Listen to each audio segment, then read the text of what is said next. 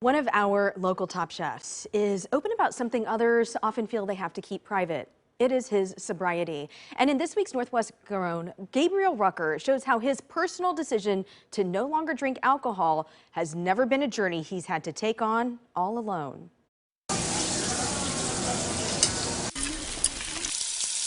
My sobriety date is October 31st, Halloween 2013. So it kind of happened right after the Le Pigeon cookbook came out. At a time when Gabriel Rucker was seeing a lot of success, the Portland chef also knew one thing was not going well: his relationship with alcohol. And I kind of could see that I was not going to be able to hold on to it much longer if I didn't make some big changes. So I like to say I drank publicly and I got sober publicly. Although it's what happened at a private event that triggered a shift. There was definitely a dinner party with some neighbors that I didn't really know that well, where my behavior was like, you're an adult, act like one. The next day, Gabriel's dad took him to an Alcoholics Anonymous meeting. I'm lucky that I have also a father that's in recovery too. These days, Gabriel also finds support in a group called Ben's Friends. There's winemakers, there's baristas, there's restaurant owners, there's busboys, there's servers, cooks. And we get together once a week in person, and then there's also a Zoom meeting every day. And we all relate to each other, the stresses that we deal with, the night before with, overcooking a steak or the kind of things where maybe we go home, go drink about it or something like that.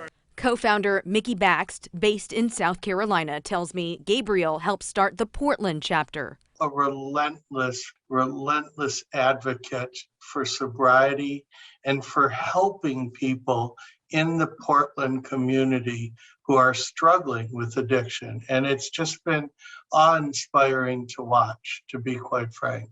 Ben's Friends started with a focus on alcohol for people in the restaurant and hospitality industries. Now it's far beyond that. So we're open to anybody.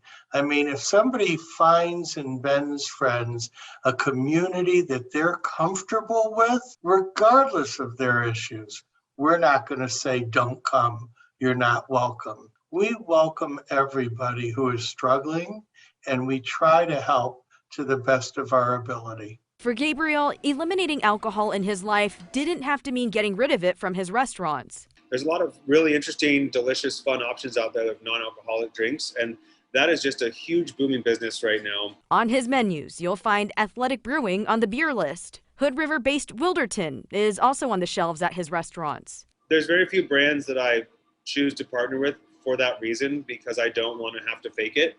So if you normally would build a cocktail with rum or gin or tequila as the base, now Wilderton functions as a non-alcoholic base that is distilled from 100% raw botanicals here in Portland.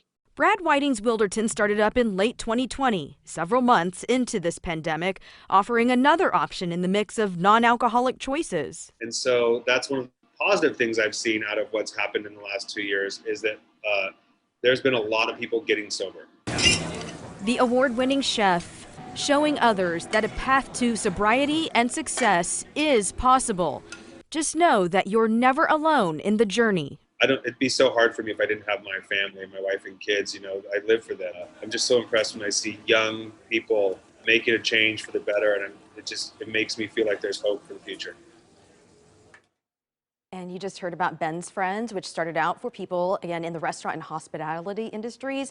But keep in mind, it is open to anyone who wants to find support. There's even a national Zoom meeting that happens every single morning. If you want to hop in to check it out for yourself, we do have a link for you over at coin.com. And Gabriel was just singing the praises of how Ben's Friends has helped him, has helped so many people. And if you want to check it out, it's there for you too. And the fact that he's so open about it. He's sharing it out there saying, hey, I had some problems, I overcame them, you can too.